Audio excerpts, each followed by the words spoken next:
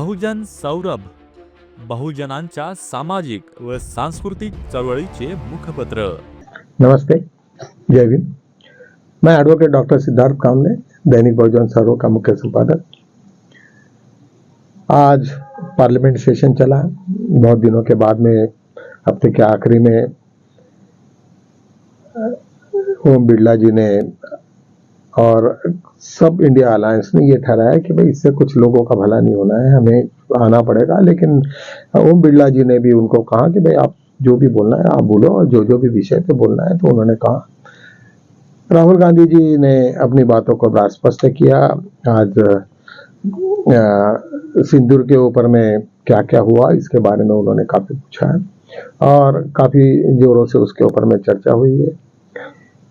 एक अलग सा माहौल बन गया। और उसके बाद में कल जो कांग्रेस के कोई अधिवेशन में राहुल गांधी ने मोदी जी को बड़े गलत, मतलब ऐसे फटकारा कि मोदी कुछ नहीं है, डरपोक आदमी है, वो तो जस्ट एक गुब्बारा है, बस वो मीडिया ने उसको उठाया है। वैसे जब मैं 2-3 बारों को मिला तो मुझे लगा कि उसमें कोई ताकत ही नहीं है। ये डायलॉग बहुत ही इंपॉर्टेंट था। कोई आदमी, अनपढ़ आदमी वहां पे जाके बैठे और उनको लगे कि मैं देश का रखवाला हूँ। तो ये बात जब वो वहां पे बैठने के बाद में जब पूछे जाती है तो पता चलता है कि वो कितने पानी में है और कितना नहीं है। ठीक है, तुम सर इंटरनेशनल लेवल पे जो भी है वो कहो, लेकिन तुम्हें अकल की तो जरूरत है। कब तक तुम दूसरे के अकल से चलोगे? यहाँ पे तो कई ब्यूरोक्रेट ऐसे है, तुम्हें खुद ही गुमराह करते तो तुम्हें पता नहीं चलता। और क्या करना है क्या नहीं करना ये तो समझ होनी चाहिए। हर पार्लियामेंट्रियन या जो प्रेसिडेंट ऑफ इंडिया या फिर प्राइम मिनिस्टर को इतनी समझ होनी चाहिए कि हमें क्या करना चाहिए, हमारा हित किस में है। ये केवल 1-2 आदमी के पीछे, अडानी अंबानी के पीछे में पूरी ताकत लगा देना, ये भी बात सही नहीं है। जिसका उनको तो भुगतना पड़ना ही पड़ना है, पूरे देश को भुगतना पड़ता है।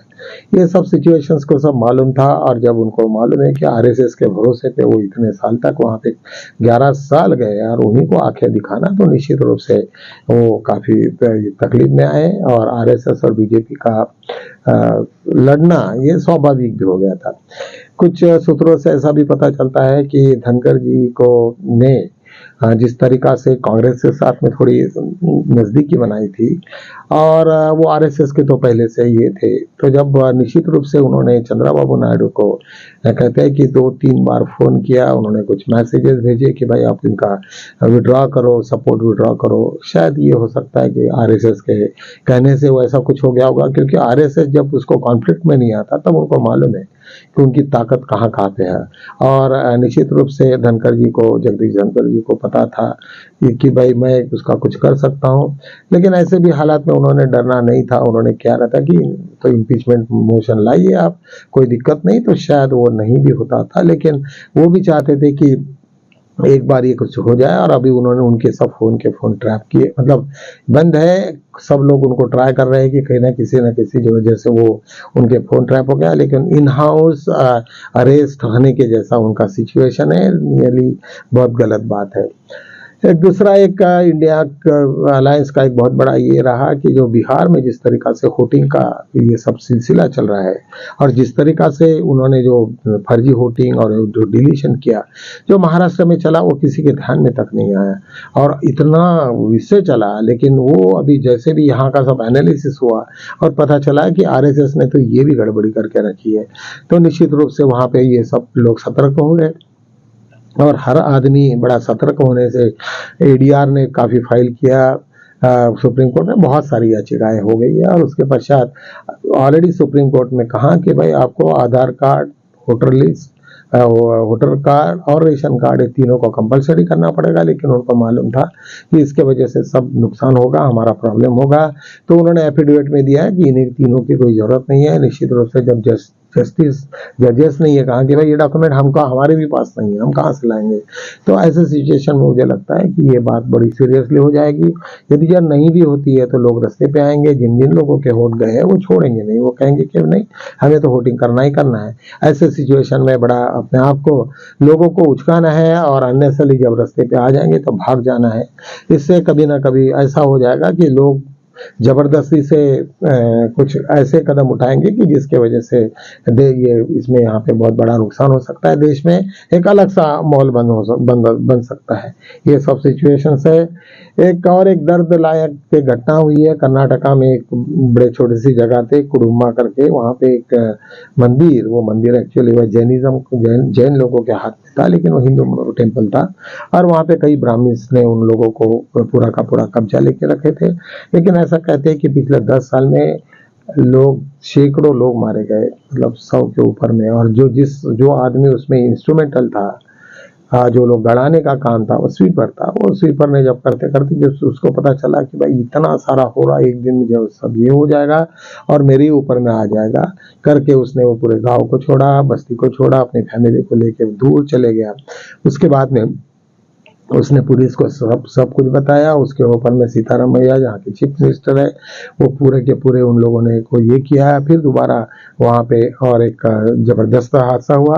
कहने का मतलब ये मंदिरों में इस तरीका से घटनाएं कैसे होती है, इन लोगों को, उनको सेंसिटिविटी है ही नहीं, और इतने लोग मरे वहाँ पे, 100 लोग से ज्यादा फीमेल्स को मारा गया। तो निश्चित रूप से जब ये सब पता चलेगा तो कई लोग उसमें काफी ये हो जाएंगे, और ऐसा नहीं होना चाहिए। कोई भी रिलीजियस इसमें इतनी ऑर्थोडॉक्सी जो है, ये सब ऑर्थोडॉक्सी के सब प्रकार है, और ब्राह्मणों ने किया हुआ सब षड्यंत्र है जिसके तहत सबको भुगतना पड़ेगा।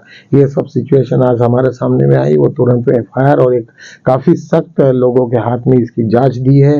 मुझे ऐसा लगता है कि ये जरूर इसमें कुछ ना कुछ तो निकलने की संभावना है, और निश्चित रूप से जब निकलेगी तो सभी लोग बिहाइंड दी बार हो गए, जेल तो सभी को होना ही होना है। दूसरी एक इम्पोर्टेंट बात है कि आदित्यनाथ जी को, यूपी के चीफ मिनिस्टर को इस वक्त मोदी जी ने बुलाया, उसके बाद में अमित शाह ने भी बुलाया, और उनको जो उनके ऊपर में कोई जिम्मेदारी, ऐसा लग रहा था कि शायद वो इनके बहुत ही नजदीक है, जिसके वजह से आज आरएसएस काफी बौखलाई है, और आरएसएस भी उनको स्टेप डाउन करने के मूड में है, क्योंकि आरएसएस और बीजेपी के ये है, अभी वो डायरेक्ट कॉन्फ्लिक्ट तो नहीं है, लेकिन इनडायरेक्टली एक दूसरे के ऊपर में लगे हुए हैं।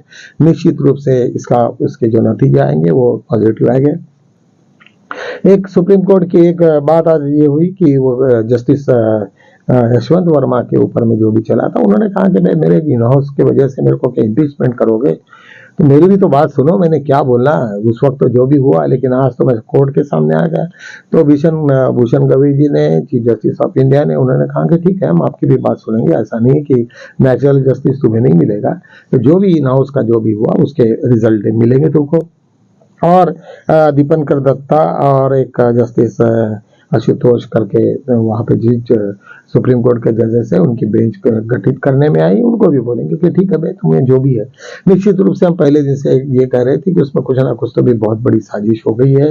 इवन कपिल सिब्बल जैसा इतना बड़ा एडवोकेट कह रहा है कि भाई जिसके उसमें घर में तो नहीं हुआ, वो तो आउट हाउस में नोट इतने जले, लेकिन एक इतना सा नोट का टुकड़ा तक नहीं मिला जिसमें उसकी नंबर प्ले हो। तो ये सब जो कारस्तान हुआ वो किसी ना किसी बात का कोई सबूत है, कोई तो भी सबूत मिटाए गए, नहीं तो कम से कम। और एक नोट की बंडी यदि ये रह जाए तो मैं कहता हूँ उसमें ऑयल डालो, पूरा का पूरा भिगाओ, लेकिन जलती नहीं है, कॉर्नर लेके, लेकिन उसके नंबर तो वैसे रहते, फिर कैसे डेब्रिस होगी। और वहां पे जो भी इंश्योरेंस का जो है या कोई भी अंगार होती है, तो सबसे पहले वहां पे सर्वेयर आता है, सर्वेयर आने के बाद में उसकी तलाश होती है, उसकी एक प्रॉपर प्रोसीजर है, क्योंकि हम इंश्योरेंस पे रहे हुए लोग हैं। तो निश्चित रूप से ये सबको हुआ नहीं, और उसके वजह से ये मामला कुछ अलग रूप ले रहा है। तो चलो हम लोग देखते हैं कि कल क्या होगा। तो कल तक के लिए हम अभी आपसे गुजारिश लेता हूँ, और मिलेंगे हम तब कल।